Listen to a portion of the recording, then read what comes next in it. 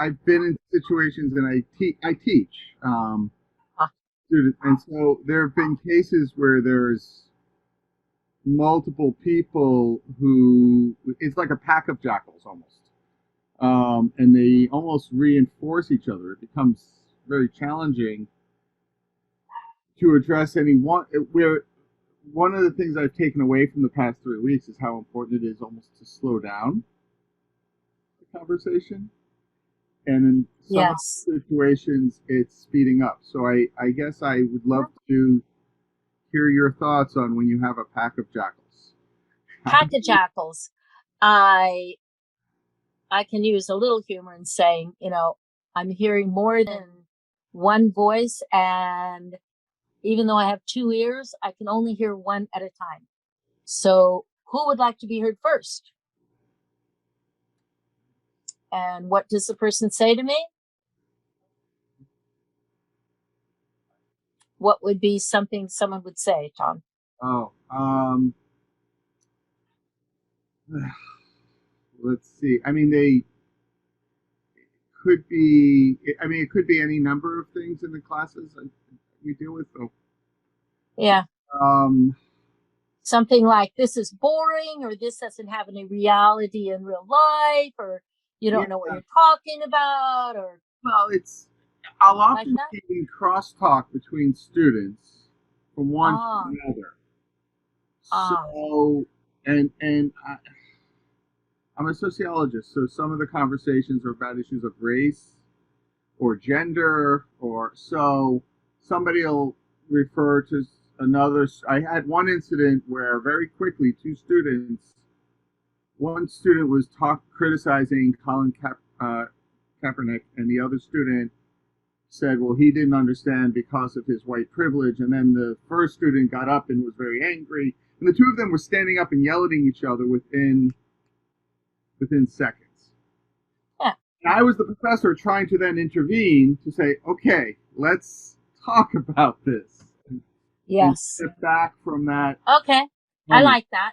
That gives you more information. Right. So one thing I am clear about, because I've experienced it myself so many times, is that the slower we go, the farther we'll get faster.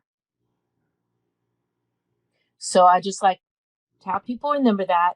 And I am want to set myself up as, I'm the teacher here, I'm the professor, I have a role here, and I'm considering the whole class. And I would like this to be a learning experience and a growth experience and an understanding experience for everyone.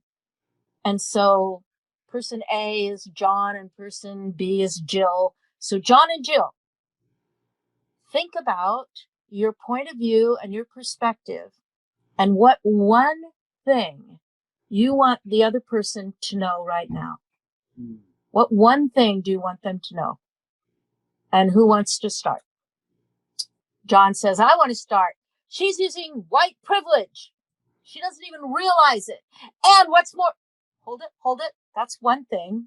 And I'm going to make sure that I've got it so that I can help her get it. So you're saying, I'm hearing, she's using white privilege and she doesn't even realize it. Is that what you want her to know?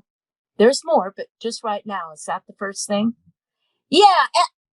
Okay, so now it's her turn, and I'm going to see, Jill, did you get what he said? And yeah, I got it. Well, so to let him know for sure, would you tell him what it is you got?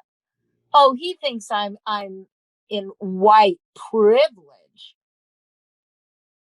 And I heard another part. Thank you for saying that part, which is that you don't know you are. You don't realize it. So could you let him know that part too? Oh, so he's saying, I'm using white privilege and I don't even know it. Like I'm in some kind of, okay. So just checking that, John, did you get heard the way you wanted to be heard? Not whether she agrees with you, but just that she heard you? Yeah, I guess so. Okay, so now I'm going to go to her and find out from you, Jill, what do you want him to know? One thing.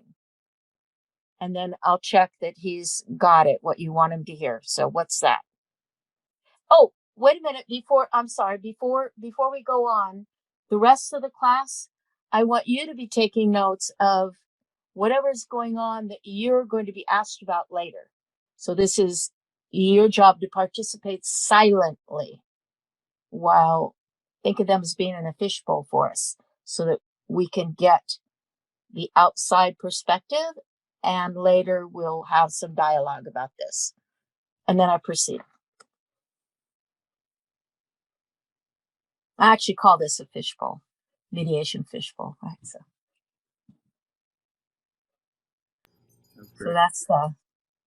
that's what I would say.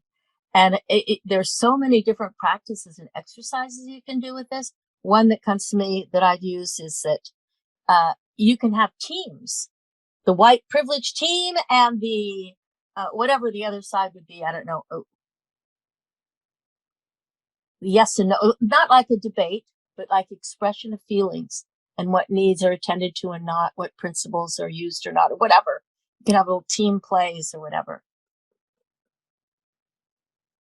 And I would suggest you could have people, as they're making notes, instead of saying no, but ask them to say yes and. Make what you're going to say yes and, which is like improvisational theater. It's a tool used in improv. So, yeah. So you're satisfied with that support? Thank you. Yes. Yeah. Okay. Appreciate the thoughtfulness in your answers. Yeah. Yeah.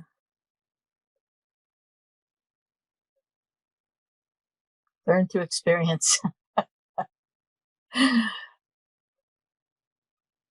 Sometimes the most challenge for me is who starts.